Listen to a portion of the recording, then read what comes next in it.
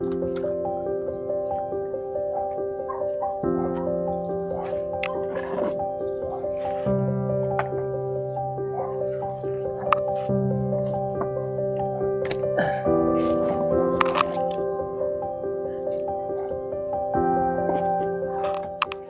morning everyone, or magandang umaga sa inyong lahat. Ngayon, ang gagawin ko or ang isi-share ko sa inyo is mag-retouch ako nitong mga maliit na mga parang decorative bonsai materials sa iba pang mga form or style ng mga bonsai.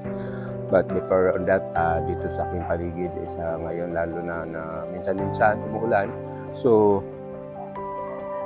I'm use this one instead of our product, the lion, tiger, saka yung isa, baygon, atol. So I'm using this Monster, may pangalan nito Asmin, 30 pieces.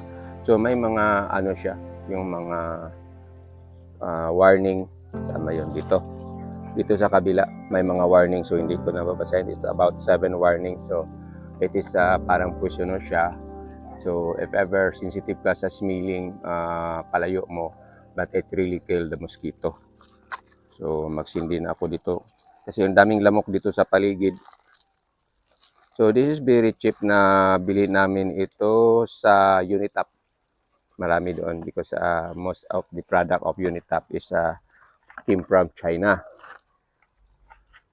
So according to them, after mahawakan itong yung like sample, yung stick hinawakan ko, tapos this part na nandun yung mga parang yung ginawa nila na pangpatay sa lamok, hugasan mo yung kamay mo.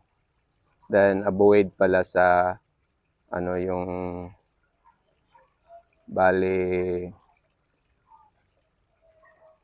area nga may madaling masunog.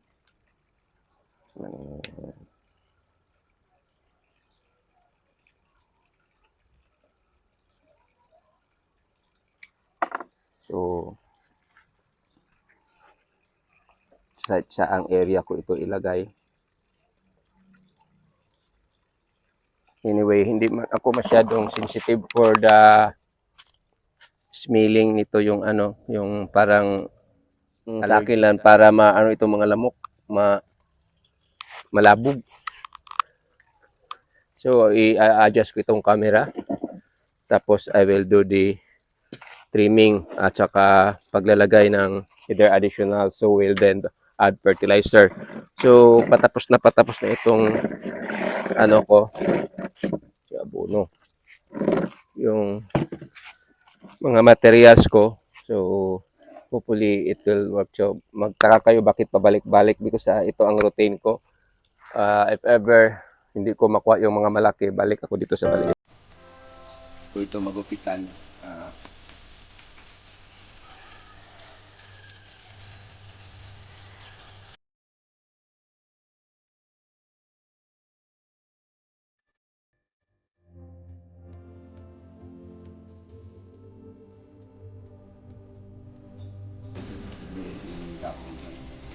So after ko na lang ito kapya abono, because dami pa dito. So itong mga tinatawag ko na ito rito, small materials. So this one is ako basta to stand. Ang gawin ko na lang is trim na this wire here, pag ingat ko bumabalik kapalit ko tawag.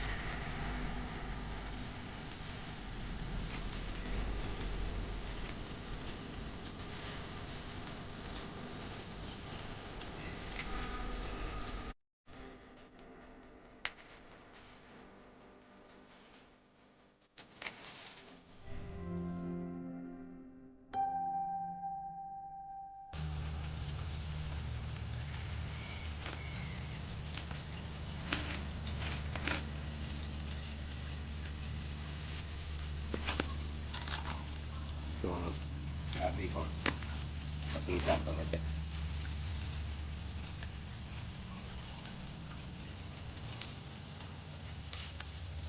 Pag nakapat na siya, ilipat na yung ng pulutan.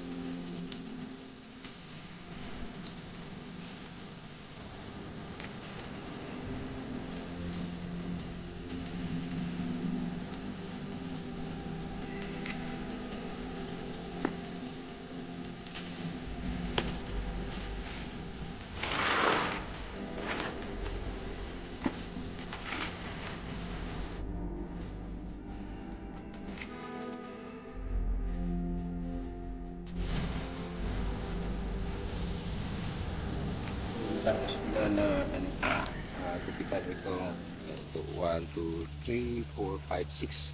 So, anim ang nagupitan ko. Then, after this, lagyan ko ng abono.